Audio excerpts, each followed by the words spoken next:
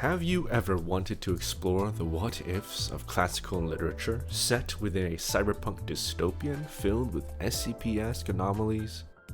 If so, then welcome to Limbus Company. This review will be biased and unprofessional.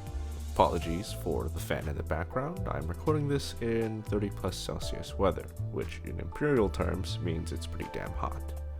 Anyways, let's start the video, shall we?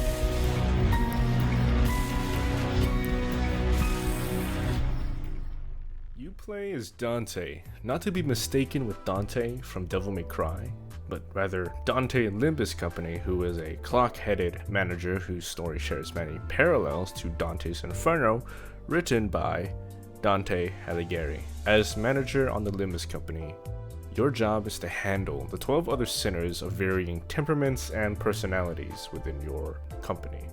These sinners will be the units that you command during combat, but also your companions during your journey throughout the city. Limbus Company begins as an immediate departure from the plodding, obsequious, anime-esque narrative that is so common within the gacha gaming genre. Limbus Company is first and foremost a story game, where the characters are dynamic, and you don't meet them at the end of their journey or as perfect people. In fact, you might even hate or be annoyed at some of them.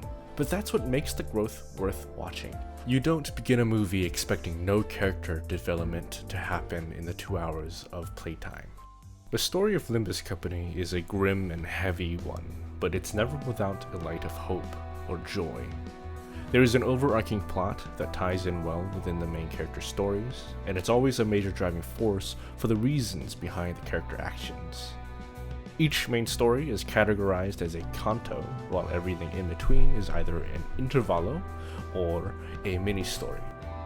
Each intervallo leads up to the next canto, foreshadowing the tone and events of the story while easing players into the world building of the city.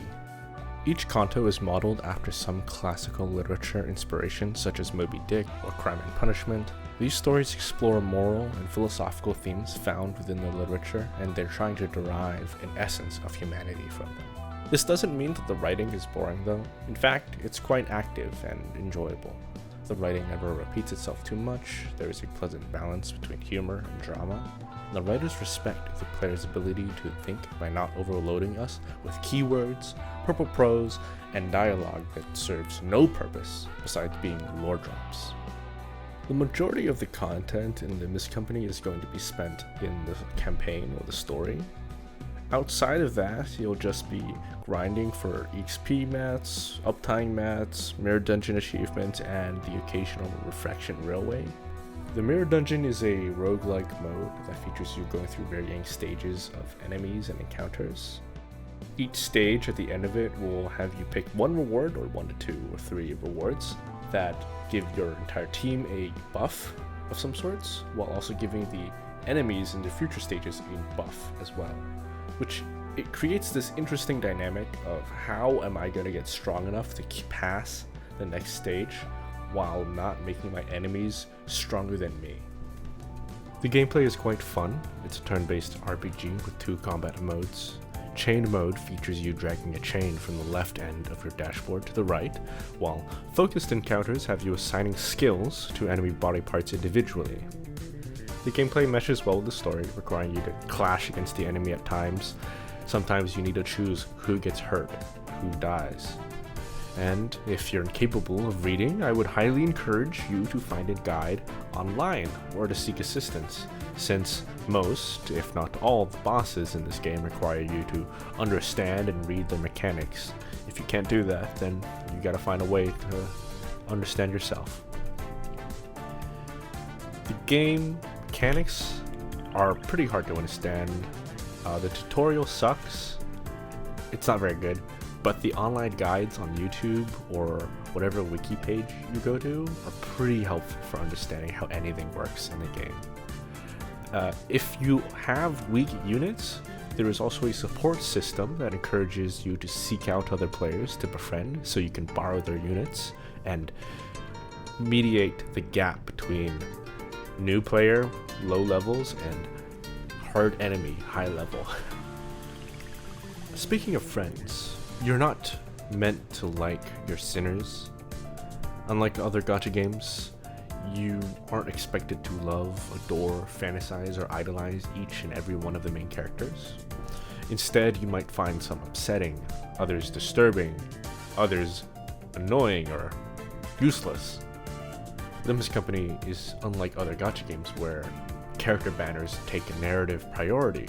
Instead, Limbus Company is an RPG, a role-playing game first and foremost, before it is a money printing machine.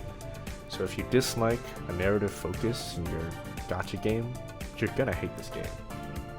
And of course, how can I talk about Limbus Company or the gacha game without talking about its gacha mechanics? You get tickets and lunacy to pull on a banner with around 3% chance of obtaining a 3-star character. There is no 50-50 or a guarantee, so unless you pull 200 times and you still don't get the character that you want, you can exchange for them. Duplicates get converted into ego shards. Since Project Moon is foregoing the money printing scheme of pulling for duplicates to rank up a unit to make them stronger than they could be. However, if you don't want to pull on a unit, you could just dispense them using 400 ego shards. Ego shards are gained through pulling duplicates or just any game by opening crates. The dispensary allows you to outright buy any unit or ego you want within certain restrictions. Those restrictions being no Walpurgis items outside the event duration, no new Walpurgis items, no new items from the previous season, and no newly released units during their first banner week. Everything else is free game. And for your information, Walpurgis is the only limited banner in Limbus Company. It is the only limited banner. It runs once every couple months, and it has many units that are in reference to Project Moon's other games, such as Library of Ruina or Lobotomy Corporation. So the usual strategy for the gacha mechanic is most players just grind the mirror dungeon, which grants you 3 levels upon completion, just to farm as many crates as they can from the battle pass after they've gone past level 120. It's a pretty fair system, it's a pretty free-to-play friendly system as well. You just have to like the gameplay. The gameplay loop of Limbus Company does respect the player's time, and I really appreciate that. We live in a time where gacha gamers will have 2 or 3 gachas that they play and they might not even enjoy playing them. They just log in, do their dailies, and quit. If given the option to skip or autoplay everything, they probably will. I would. And all just for a little bit of currency every day, like 60 whatevers.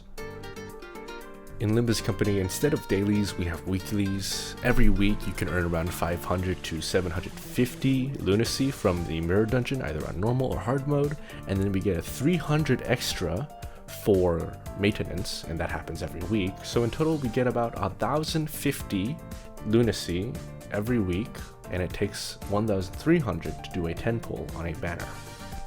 You aren't pushed to log in, play an hour every day, and commit to that for months or years just to have an opportunity to gamble on a character banner in a game you don't even play anymore because you just autoplay and skip everything. So instead, you could just log in once a week, do the mirror dungeon on hard or normal, log out.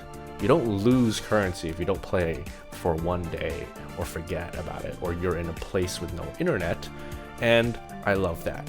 Because when a game becomes a chore, I quit. So in summary, the game is good. It's a high rating out of a 10.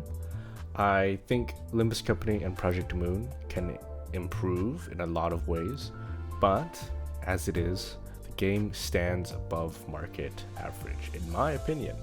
So I highly recommend Limbus Company to you if you enjoy turn-based strategic games with a in-depth combat system that rewards patience and thought. I would also recommend this game to you if you really enjoy visual novels, if you enjoy in-depth personal stories that have a lot of meaning, a lot of character, and a lot of love put into them.